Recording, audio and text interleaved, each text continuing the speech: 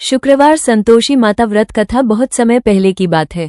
एक नगर में एक साधारण परिवार रहता था। परिवार में पति पत्नी और उनके 2 बेटे थे। बड़ा बेटा विवाहित था और छोटा अविवाहित। बड़े बेटे की पत्नी स्वभाव से बहुत ही क्रूर, घमंडी और धन के नशे में चूर थी, जबकि छोटे बेटे की पत्नी अत्यंत ही सरल, शांत, संस्कारी और धर्म में विश्वास रखने वाली थी। घर में सारा काम छोटी बहू ही करती थी। सुबह से रात तक चूल्हा चौका, सफाई, पशुओं की सेवा, बड़ों का सम्मान सब कुछ वही निभाती, लेकिन बदले में उसे ताने, अपमान और रूखा व्यवहार ही मिलता।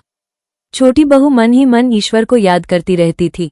उसे अपनी किस्मत से कोई शिकायत नहीं थी, बस मन में एक ही भावना थी कि जो भी मिले भगवान की इच्छा से मिले। एक दिन उसने मोहल्ले की एक वृद्ध स्त्री से शुक्रवार के व्रत की महिमा सुनी। उस वृद्धा ने बताया कि शुक्रवार का व्रत करने से माता संतोषी या लक्ष्मी माता प्रसन्न होती है और जीवन में संतोष, सुख और समृद्धि आती है। छोटी बहू के मन में श्रद्धा जागी और उसने निश्चय किया कि वो पूरे विधि विधान से शुक्रवार का व्रत करेगी। पहले ही शुक्रवार को उसने सूर्योदय से पहले स्नान किया, साफ कपड़े पहने और मन ही मन माता का ध्यान किया। घर में खाने को बहुत कम था, फिर भी उसने व्रत रखा। दिन भर काम करती रही, किसी से कुछ नहीं कहा। शाम को जब व्रत खोलने का समय आया तो उसके पास गुड़ और चने भी नहीं थे। उसने मन ही मन माता से क्षमा मांगी और कहा कि हे माता, मेरे पास साधन नहीं है, मेरी श्रद्धा को स्वीकार कीजिए। उसी समय पड़ोस की एक स्त्री आई और बिना कुछ कहे उसे गुड़ और चने दे गई। छोटी बहू की आंखों से आंसू बह निकले। उसने श्रद्धा से माता को भोग लगाया और व्रत खोला। धीरे धीरे हर शुक्रवार वो इसी तरह व्रत करने लगी। उधर बड़ी बहू को ये सब दिखावा लगा। वो छोटी बहू का मजाक उड़ाती, कहती कि व्रत रखने से क्या होगा, पेट खाली रहेगा तो काम कैसे होगा। लेकिन छोटी बहू शांत रहती। समय बीतता गया। माता की कृपा से छोटे बेटे के काम में उन्नति होने लगी। घर में धीरे धीरे धन आने लगा। बड़ी बहू को ये बात अच्छी नहीं लगी। उसे जलन होने लगी। उसने सास ससुर के कान भरे कि छोटी बहू कोई जादू टोना करती है। एक दिन सास ने गुस्से में आकर छोटी बहू से कहा कि आज से तुम शुक्रवार का व्रत नहीं करोगी। छोटी बहू चुप रही, लेकिन मन ही मन माता को याद करती रही। उस शुक्रवार को उसने व्रत तो नहीं रखा, लेकिन मन से माता को नहीं छोड़ा। उसी रात घर में अनहोनी हुई। बड़ा बेटा बीमार पड़ गया, व्यापार में नुकसान हो गया और घर में अशांति फैल गई। सब लोग परेशान हो गए। तब सास को अपनी गलती का एहसास हुआ। उसने छोटी बहू से क्षमा मांगी और कहा कि तुम फिर से माता का व्रत करो। छोटी बहू ने फिर श्रद्धा से व्रत शुरू किया। इस बार उसने पूरे मन से माता से प्रार्थना की कि किसी के मन में ईर्ष्या न रहे, सबको सद्बुद्धि मिले। माता उसकी भावना से प्रसन्न हुई। धीरे धीरे घर की स्थिति सुधरने लगी। बड़ा बेटा स्वस्थ हुआ, व्यापार फिर चल पड़ा। बड़ी बहू का घमंड टूटने लगा। उसने भी माता की शक्ति को स्वीकार किया। एक दिन बड़ी बहू ने भी शुक्रवार का व्रत रखने का निश्चय किया, लेकिन वह नियमों का पालन नहीं कर पाई। खट्टी चीजें खा ली, मन में पवित्रता नहीं रखी। परिणामस्वरूप उसे व्रत का फल नहीं मिला। तब उसने छोटी बहू से विधि पूछी। छोटी बहू ने बिना किसी द्वेष के उसे सब कुछ समझाया। धीरे धीरे पूरे घर में शुक्रवार का व्रत श्रद्धा से होने लगा। घर में संतोष, प्रेम और लक्ष्मी का वास हो गया। छोटी बहू जो कभी अपमानित थी, वही घर की मान मर्यादा बन गई। माता की कृपा से सभी को ये समझ आ गया कि सच्ची श्रद्धा, धैर्य और विनम्रता ही व्रत का वास्तविक फल दिलाती है। इस कथा से यह शिक्षा मिलती है कि शुक्रवार का व्रत केवल बाहरी नियम नहीं, बल्कि मन की शुद्धता, संतोष और दूसरों के प्रति करुणा का व्रत है। जो स्त्री या पुरुष श्रद्धा से, बिना अहंकार के इस व्रत को करता है, उसके जीवन में माता की कृपा अवश्य होती है। सच्चे मन से किया गया व्रत कभी निष्फल नहीं जाता। व्रत की महिमा उस घर में प्रकट होती गई। वैसे वैसे आसपास के लोग भी उस परिवर्तन को महसूस करने लगे। पहले जो घर कलह और कटु वचनों से भरा रहता था, अब वहीं से सुबह शाम भजन और शांत स्वर सुनाई देने लगे। छोटी बहू का स्वभाव पहले जैसा ही विनम्र था, लेकिन अब उसके चेहरे पर एक अलग ही तेज और संतोष की आभा दिखाई देने लगी थी। वो हर शुक्रवार माता का ध्यान करते हुए यही प्रार्थना करती कि जिस प्रकार माता ने उसके जीवन में करुणा दिखाई, वैसे ही सबके जीवन में भी शांति बनाए रखें। कुछ समय बाद नगर में अकाल जैसे हालात बन गए। व्यापार ठप होने लगे, कई घरों में खाने तक की समस्या आ गई। वही बड़ी बहू, जो कभी घमंड में रहती थी, अब भयभीत रहने लगी। उसने पहली बार सच्चे मन से माता को याद किया। उस शुक्रवार को उसने व्रत रखा, पर इस बार दिखावे के लिए नहीं, बल्कि मन से। छोटी बहू ने बिना कोई पुरानी बात याद किए उसे व्रत की विधि समझाई और कहा कि व्रत तभी फल देता है जब मन में किसी के प्रति द्वेष न हो। उसी अकाल के समय एक आश्चर्यजनक घटना घटी। जिस घर में पहले अभाव था, वहां अचानक किसी दूर के रिश्तेदार द्वारा सहायता पहुंची। अनाज, वस्त्र और धन मिला। घर के सभी सदस्य समझ गए कि यह कोई संयोग नहीं बल्कि माता की कृपा है। बड़ी बहू की आंखों से आंसू बह निकले। उसने छोटी बहू के चरण छुए और स्वीकार किया कि उसने जीवन भर केवल अपने स्वार्थ को देखा, जबकि छोटी बहू ने सदा त्याग का मार्ग अपनाया। धीरे धीरे नगर में ये बात फैलने लगी कि उस घर में शुक्रवार व्रत की सच्ची साधना होती है। कई स्त्रियां छोटी बहू से कथा सुनने आने लगी। वो कभी स्वयं को महान नहीं बताती थी, बस इतना कहती कि माता सबकी सुनती है, फर्क केवल श्रद्धा का होता है। वो कथा सुनाते सुनाते ये भी समझाती कि व्रत का अर्थ केवल उपवास नहीं बल्कि क्रोध, ईर्ष्या और अहंकार का त्याग भी है। एक दिन एक अत्यंत निर्धन स्त्री अपनी समस्या लेकर आई। उसका पति बीमार था, घर में अन्न नहीं था। छोटी बहू ने उसे अपने घर का अन्न दिया और शुक्रवार व्रत रखने की प्रेरणा दी। कुछ ही समय में उस स्त्री के जीवन में भी सुधार होने लगा। उसके पति का स्वास्थ्य सुधरा और काम मिलने लगा।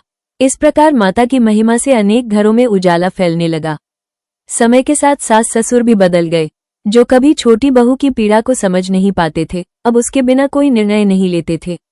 उन्हें यह अनुभव हो गया था कि सच्चा धर्म वही है जो मनुष्य को विनम्र बनाता है। शुक्रवार के दिन पूरा परिवार एक साथ बैठकर कथा सुनता, भोग लगाता और माता को धन्यवाद देता। कई वर्षों बाद जब परिवार पूरी तरह सुख समृद्धि से भर गया, तब भी छोटी बहू ने व्रत नहीं छोड़ा। उसने कहा कि माता को केवल दुख में याद करना स्वार्थ है, सुख में भी उन्हें स्मरण करना कृतज्ञता है।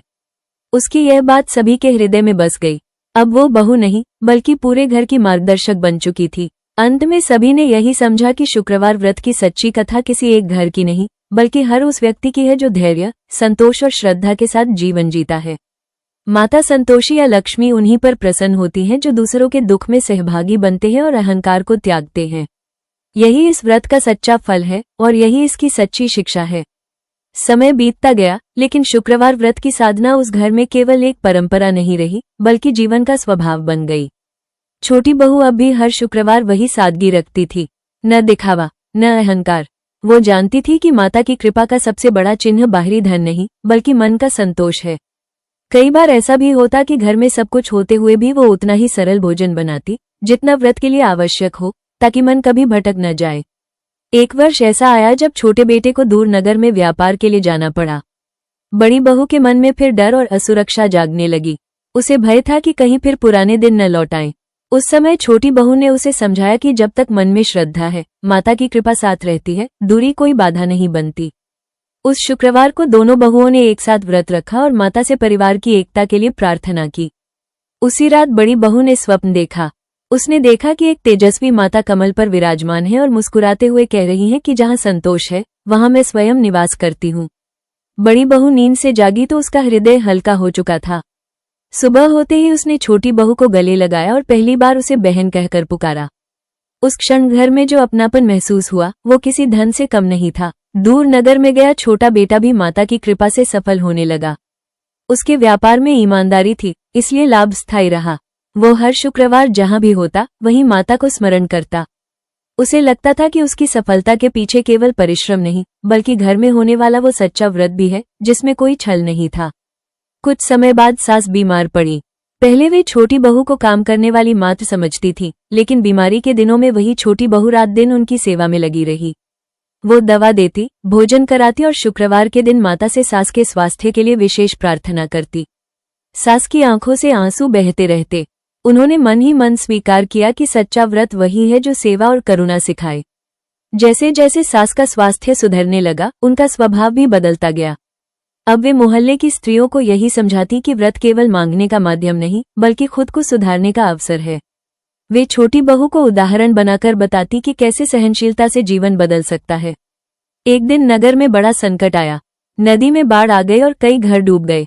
लोग भयभीत थे। उस समय उसी परिवार ने अपने घर के द्वार पीड़ितों के लिए खोल दिए।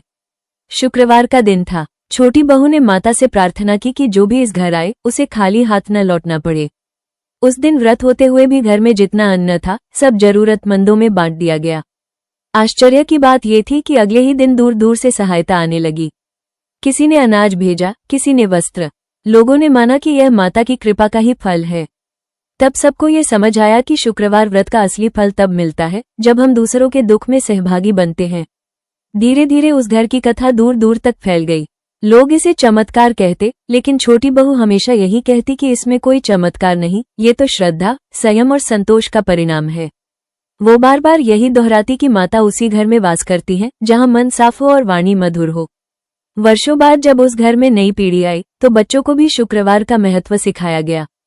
उन्हें बताया गया कि व्रत का अर्थ भूखा रहना नहीं, बल्कि गलत आदतों से दूर रहना है। बच्चों ने भी उस परंपरा को बोझ नहीं, बल्कि संस्कार की तरह अपनाया। इस प्रकार शुक्रवार व्रत की यह सच्ची कथा केवल एक परिवार तक सीमित नहीं रही। ये हर उस व्यक्ति के जीवन की कथा बन गई जो कठिन समय में भी श्रद्धा नहीं छोड़ता, जो सुख में अहंकार नहीं करता और जो दूसरों के दुख को अपना समझता है। माता संतोषी और लक्ष्मी की कृपा ऐसे ही हृदयों में सदा बनी रहती है। समय के साथ वो परिवार नगर में आदर्श माना जाने लगा, लेकिन छोटी बहू के मन में कभी यह भाव नहीं आया कि वो किसी से श्रेष्ठ है। वो जानती थी कि माता की कृपा का सबसे बड़ा प्रमाण विनम्रता होती है। हर शुक्रवार वो मन ही मन यही कहती कि जो कुछ मिला है वो सेवा के लिए मिला है, दिखावे के लिए नहीं। इसी भाव से वो दिन की शुरुआत करती और इसी भाव से रात को माता को धन्यवाद देती। एक बार नगर में एक धनी सेठ आया। वो बहुत परेशान था, क्योंकि उसके पास धन तो बहुत था पर घर में सुख नहीं था। पत्नी से अनबन, संतान का मन भटकाव में और मन में हर समय अशांति। किसी ने उसे उसी घर का पता दिया। सेठ वहां पहुंचा और छोटी बहू से अपनी व्यथा कहने लगा। उसने कहा कि उसने अनेक दान किए, कई व्रत भी रखे, पर मन को शांति नहीं मिली। छोटी बहू ने शांत स्वर में कहा कि व्रत और दान तब तक अधूरे हैं जब तक मन में संतोष न हो। उसने सेठ को शुक्रवार व्रत रखने की विधि नहीं, बल्कि उसका भाव समझाया। उस शुक्रवार सेठ ने पहली बार बिना किसी इच्छा के व्रत रखा। उसने माता से कुछ नहीं मांगा, केवल इतना कहा कि उसके मन को सही मार्ग दिखाएं। कुछ ही समय में उसके घर का वातावरण बदलने लगा। कलह कम होने लगी, बातें शांत होने लगी। सेठ को समझ आया कि सच्चा व्रत बाहरी नहीं, भीतर का होता है। उसने आकर छोटी बहू के चरण छुए और कहा कि आज उसे वास्तविक संपत्ति मिल गई है। उसी वर्ष छोटी बहू के जीवन में भी एक कठिन परीक्षा आई। उसका प्रिय पुत्र गंभीर रूप से बीमार पड़ गया। घर में सब घबरा गए। डॉक्टरों ने भी अधिक आशा नहीं दिखाई। उस शुक्रवार छोटी बहू ने व्रत रखा, लेकिन आंखों में आंसू थे। उसने माता से कोई चमत्कार नहीं मांगा, बस इतना कहा कि उसे सहने की शक्ति दे दे। उसकी यह प्रार्थना माता तक अवश्य पहुंची। धीरे धीरे बच्चे की स्थिति में सुधार होने लगा। कुछ दिनों बाद वो पुनर्तः स्वस्थ हो गया। इस घटना के बाद छोटी बहू का विश्वास और भी गहरा हो गया। उसने समझ लिया कि माता हर बार हमारी इच्छा पूरी नहीं करती, लेकिन हर बार हमें टूटने से जरूर बचा लेती है। ये समझ उसे और भी शांत बनाती गई। अब वो हर दुख को भी माता की शिक्षा मानकर स्वीकार करने लगी। नगर की स्त्रियां अब हर शुक्रवार उसके घर एकत्र होती। कोई कथा सुनने आता, कोई मन का बोझ हल्का करने। छोटी बहू किसी को उपदेश नहीं देती थी, बस अपने अनुभव साझा करती। वो कहती कि शुक्रवार व्रत का अर्थ है जीवन में खटास को त्यागना। जैसे खट्टे पदार्थ व्रत में वर्जित होते हैं, वैसे ही वाणी और विचारों की खटास भी छोड़नी चाहिए। एक दिन नगर में बहुत बड़ा उत्सव हुआ। सभी घरों में भव्य तैयारी थी। उस घर में भी साधन थे, पर छोटी बहू ने फिर वही सादगी रखी। बड़ी बहू ने पूछा कि जब माता ने इतना दिया है तो थोड़ा दिखावा करने में क्या हानि है। छोटी बहू मुस्कुराई और बोली कि माता देने में नहीं, संभालने में प्रसन्न होती है। बड़ी बहू उस दिन पहली बार इस बात को गहराई से समझ पाई। वर्ष बीतते गए। सास ससुर इस संसार से विदा हो गए, लेकिन जाते जाते वे यही आशीर्वाद दे गए कि इस घर से शुक्रवार व्रत की ज्योति कभी बुझनी नहीं चाहिए। छोटी बहू ने उस परंपरा को पूरे मन से निभाया। अब वो स्वयं वृद्धा हो चली थी, लेकिन हर शुक्रवार उसकी आंखों में वही श्रद्धा होती जो पहले दिन थी। उसने अपनी अंतिम शिक्षा यही दी कि व्रत का फल तभी स्थायी होता है जब उसे जीवन का स्वभाव बना लिया जाए। जो व्यक्ति केवल दुख में माता को याद करता है वो अधूरा है, और जो सुख में भी कृतज्ञ रहता है वही सच्चा व्रती है। ये बात सुनकर घर की नई पीढ़ी ने भी उसी मार्ग पर चलने का संकल्प लिया। इस प्रकार शुक्रवार व्रत की यह सच्ची कथा पीढ़ी दर पीढ़ी आगे बढ़ती चली गई। ये कथा केवल माता की कृपा की नहीं, बल्कि उस मनुष्य की भी है जिसने अहंकार छोड़कर संतोष को अपनाया। जहाँ संतोष है वहाँ लक्ष्मी स्वयं ठहर जाती है, और जहाँ श्रद्धा है वहाँ माता की कृपा कभी समाप्त नहीं होती। प्रिय भक्तों, यदि आपको ये कथा पसंद आई है तो वीडियो को लाइक करें, चैनल को सब्सक्राइब करें और कमेंट में जय संतोषी माता की जय जरूर लिखें। आप सभी का तहे दिल से शुक्रिया।